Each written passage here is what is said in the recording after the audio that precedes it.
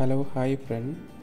நாம் இன்றைக்கு பார்க்க போகிற விஷயம் என்னென்னு சொன்னால், நான் ஸ்க்ரீனில் வர மெசேஜ்கள், இந்த ப்ராப்ளங்களை நிறைய பேர் எதிர்நோக்கி இருப்பீங்க. இந்த ப்ராப்ளம் எதனால் வருதுங்கிறத இந்த வீடியோவில் ஸ்டெப் பை ஸ்டெப்பாக இந்த வீடியோவில் நாம் இன்றைக்கி ஃபுல்லாக பார்க்கலாம்.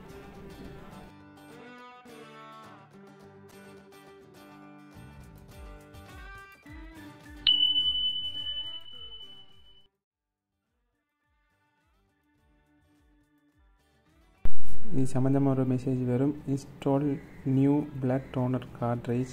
அதுக்கப்புறமா இந்த மெசேஜ் வரும். அதுக்கப்புறமா acting toner do not open the front கவர்னு சொல்லி மெசேஜ் வரும். இப்படி சில மெசேஜ் வரும். இந்த மெசேஜ் எல்லாம் இது சம்பந்தமான விடயங்களை தான் நாம் இன்றைக்கு ஃபுல்லாக இந்த வீடியோவில் பார்க்க போகிறோம்.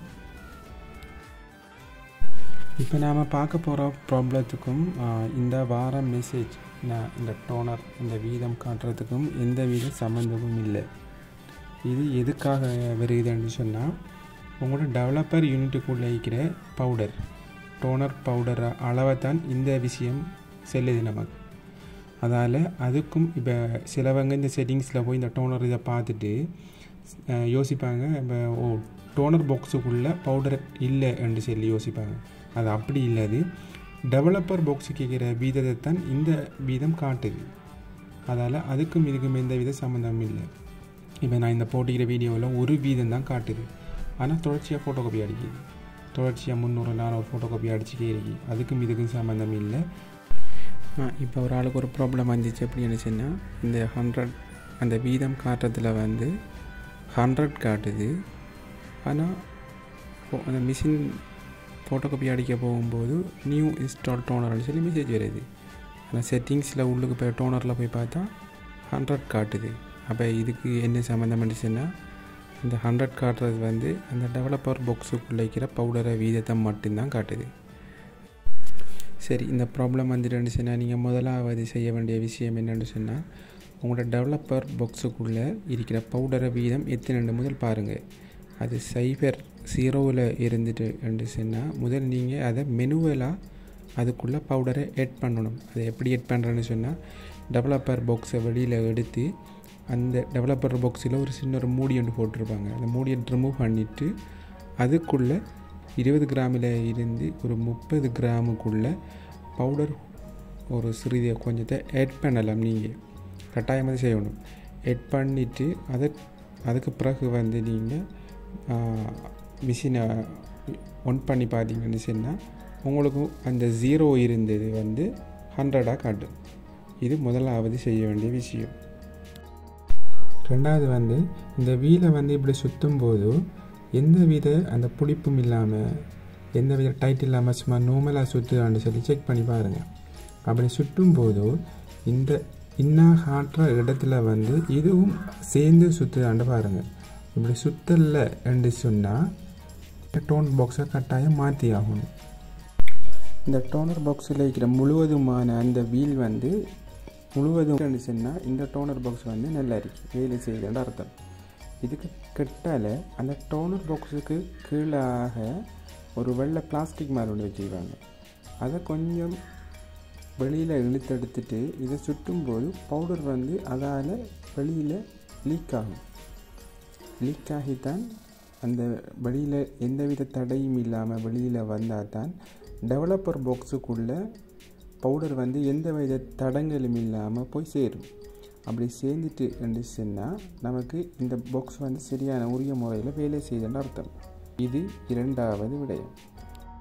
மூன்றாவதாக பார்க்குற விஷயம் என்னென்னு சொன்னால், வீலை சுழற்ற ஒரு மோட்டாரோட இயந்திரத்தின் பின்பகுதியில் எட் பண்ணியிருப்பாங்க.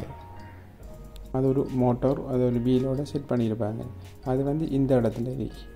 இது உரிய முறையில் சுற்றுதா, அந்த வீல் தேஞ்சிருக்கா, டேமேஜ் ஆகிருக்கா, இந்த வீல் டேமேஜ் ஆகிருக்கா என்று அதை பாருங்கள். அதை பார்த்தீங்கன்னு சொன்னால் இந்த ப்ராப்ளம் இனி வராது.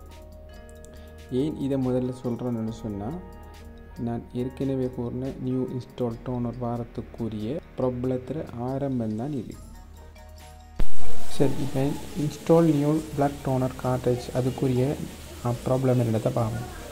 முதலாவது அந்த ப்ராப்ளம் வந்துட்டுன்னு சொன்னால் முதலாவது நீங்கள் என்ன செய்யணும்னு சொன்னால் ஒரு காகிதத்தை எடுத்து இப்படி நல்லா மடிச்சிட்டு இந்த இடத்துல வைங்க, வச்சு பாருங்கள் அந்த மெசேஜ் போகுதான்னு சொல்லி. அதுக்கும் போகலை என்று சொன்னால் இந்த டோனர் சிப்பை ரிமூவ் பண்ணி ஒரு லிக்விட் பாவிச்சு இதை க்ளீன் பண்ணிவிட்டு திரும்ப போட்டு பாருங்கள். உங்களுக்கு அதுவும் சரி வரலன்னு சொன்னால் இன்னும் காட்டியிருக்கிற இடத்துல இந்த டோனர் சிப் இறுதியாக போய் இதில் தான் ஜாயிண்ட் ஆகுது. இது சில டைமில் டேமேஜ் ஆகிருக்கும், சில டைமில் இந்த சிப்பு அந்த ஸ்ப்ரிங்கில் போய் தொடுகை இல்லாமல் இருக்கும். இப்படியான பிரச்சனைகள் வரும். அதால் இதை ரிமூவ் செஞ்சு அதை ஒரு லிக்விட் பாவிச்சு க்ளீன் பண்ணுங்கள். பண்ணிவிட்டு ரிமூவ் செஞ்சு க்ளீன் பண்ணிவிட்டு போட்டு பாருங்கள், உங்களுக்கு அது சரி வரும். அதன் பிறகு மிஷினை ஆஃப் பண்ணிவிட்டு சைஃபரை டிப் ப்ரெஷ் பண்ணி மிஷினை ஆன் பண்ணினீங்கன்னு சொன்னால் ஒரு செட்டிங்ஸ் கொண்டு வரும். இது டெவலப்பரும் பவுடரையும் மிக்ஸ் பண்ணுற ஒரு ப்ராசஸர். இதை நீங்கள் செஞ்சுட்டு மிஷினை ஆஃப் பண்ணி ஆன் பண்ணுங்கள், உங்களுக்கு இந்த ப்ராப்ளம் முழுமையாக சரி வரும். எதுவுமே சரி வரலன்னு சொன்னால் நீங்கள் இறுதியாக டோனர் சிப்பை தான் மாற்றி ஆகணும். இதில் வர செட்டிங்ஸில் பவுடர் அளவு 145 தொடக்கம் 170 வரைக்கும் வைக்கலாம். அதை விட கூட வைக்கக்கூடாது. இதான் இதில் ப்ராசஸர்.